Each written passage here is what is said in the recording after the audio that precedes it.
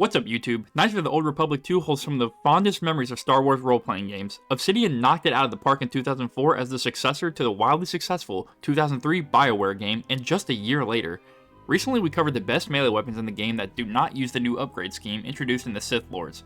We're following that up with the blasters in a similar fashion. Jumping right into the requirements, each weapon will have a required base cost of 2,500 credits on the strategy wiki.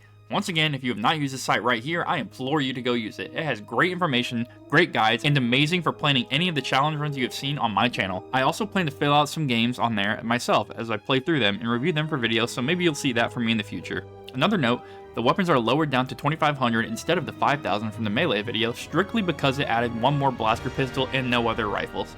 With that addition, there are only 2 pistols, so I figured I would give it a mention since 98% of the time, you're going to be dual wielding pistols and you might as well get info on 2 of them. The main guarantee locations will be listed, as well as a number of potential locations. With that out of the way, let's get right into it. The Zabrak blaster pistol is worth 9,200 credits and is gotten on Dantooine in the Kunda area from Suluru. Once again, the game gives quests with weird level requirements. You must complete Sulfuru's quest and turn it in at level 15 or 16 to guarantee you get this weapon. Other than that, there are 5 other chances to get this weapon. The blaster pistol does a modest 4 to 11 energy damage with a 23 meter range. The weapon has a 5% critical hit chance, and there's an attack modifier of +3 and an on-hit stun chance of 25% for 6 seconds at a DC of 10. The weapon is pretty middle of the road, and as a blaster pistol offers basic damage output and a slim stun chance that will mostly only affect lower tiered enemies. However, better than anything else, it will be a consistent damage with a decent minimum of 4 bonuses, and a +3 to hit will provide some guarantee that any decent build will hit. I would give this weapon a 4 out of 10. The Arkanian Sonic Blaster is worth 2,900 credits and can be gotten on Dantooine from Suluru as well. Well shit, here we go again with this. The weapon is gotten by turning in the quest at level 10 or 11 and can be found at 6 other locations. The blaster has a damage range of 4 to 12 sonic damage with a range of 17 meters. The weapon has a 5% critical chance and an attack modifier of +1. The best attribute on this weapon is its on-hit attribute damage to opponent's dexterity with a DC of 18. This will help greatly in gunfights to lower their dodge and hit chance, as well as any finesse opponents using melee weapons. With a DC of 18, given enough attacks, you are sure to eventually get successful roll on even some high-tiered enemies. I would give this weapon a 5 out of 10, even with the cost being less than a third of the previous weapon. Any major attribute deterioration makes the character hit less, dodge less, and do worse on all rolls with that attribute if it drops below an even score. This provides a much better opportunity in a longer fight than a very low stun chance on major enemies that puts it in a tier above the Zabrak in my opinion. Well, that concludes the pistols anyway. First up on the rifles is the Zabrak Blaster Carbine, featuring a worth of 18,800 credits and gotten on Nar Shaddaa in the Refugee Quad from Sokwesh at level 18. Not only one, but a second level requirement NPC for blasters. Great. The weapon can be found at 3 other sources. This weapon is as bland can be. It deals 5 to 27 damage with a range of 25 meters and a 10% critical chance. However bland, this weapon will output some serious damage. With a minimum of 5 damage and a 25 meter range, you can probably get 2 full attack rounds before the enemy closes the distance, and with a 10% critical base chance, your best bet is to hit a stealth critical strike to make a massive first round. With a potential surprise damage output and a continual big strikes, I would give this weapon either a 5 or a 6 out of 10. No attribute drop or stun chance, but it seriously can't be lower with a high damage output of 27 and double the critical chance than the pistol. I'll settle it on a 6. The Slavemaster Stun Carbine is worth 22,500 credits and gotten from Sokwesh at level 19. The weapon can be found at 3 additional locations.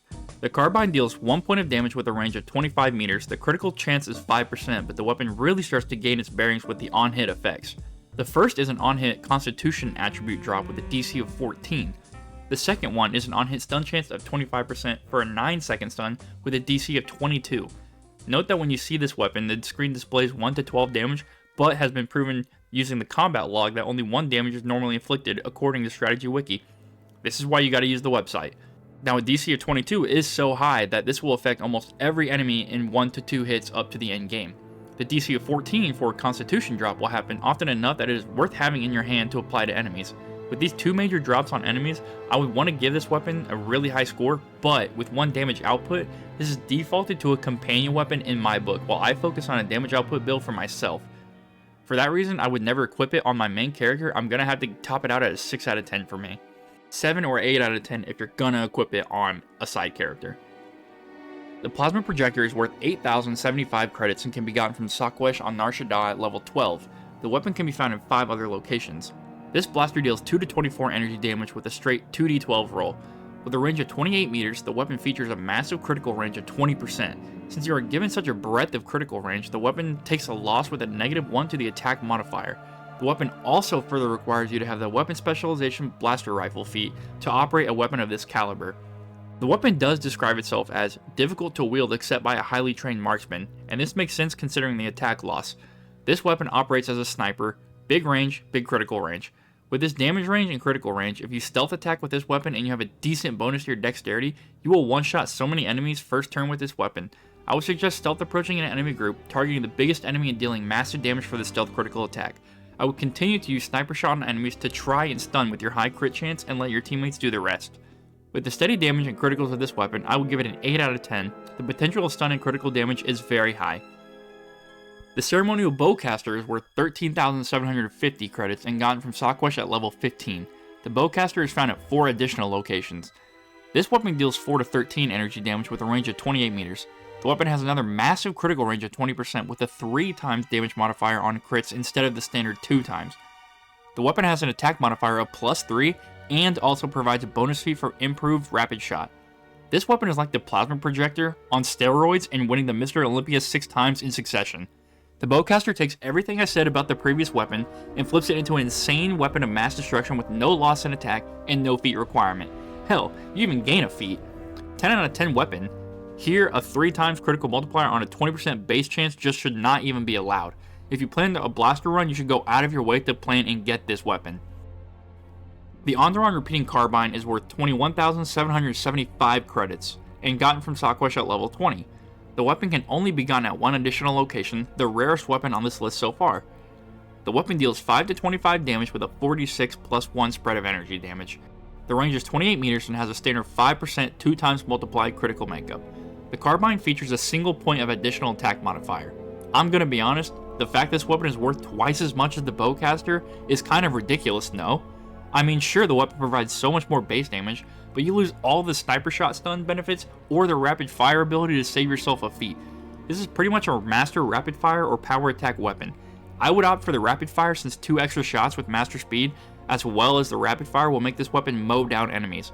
I would give it a 9 out of 10 since it's pretty uninspired though. If you are past the level to get the Bowcaster, I would say this is a pickup because pure damage gets the job done. If you happen to get both and have 2 teammates running the Carbine and the Bowcaster, yeah, you'll have the easiest blaster run of your life with no upgrade cost. Our final hit on the list is the Heavy Repeating Carbine. This heavy weapon is worth 6,750 credits and gotten from Sawquest at level 11. The weapon can be found at 5 other locations. The Repeating Carbine deals 3 to 22 energy damage at a range of 28 meters. The weapon has a 5% critical hit chance and that's it. Very basic, non-upgradable weapon. Deals decent damage but nothing drastic, I'd go for 5 out of 10. It's middle of the road but you can buff yourself with feats and force powers to make it pretty useful. Well, that was a bit of a letdown there at the end, wasn't it, huh? I hope you all enjoyed this video, and if you did, you should subscribe. I greatly appreciate it. If you would like to support me further, you can head to my Twitch page and follow me there. Lately, I've been hitting some lo-fi chill streams for an hour or so before bed to relax, and if that interests you and you want to just kind of chill and listen before you go to bed, head on over and hit that follow button. I also have a Pally page where you can donate and achieve my goals of upgrading my setup to make my videos and streams better for you guys. Link will be in the description below. As always, a man is lost without the sauce, but that same man can get lost in the sauce. I hope you all have a wonderful rest of your day. Peace.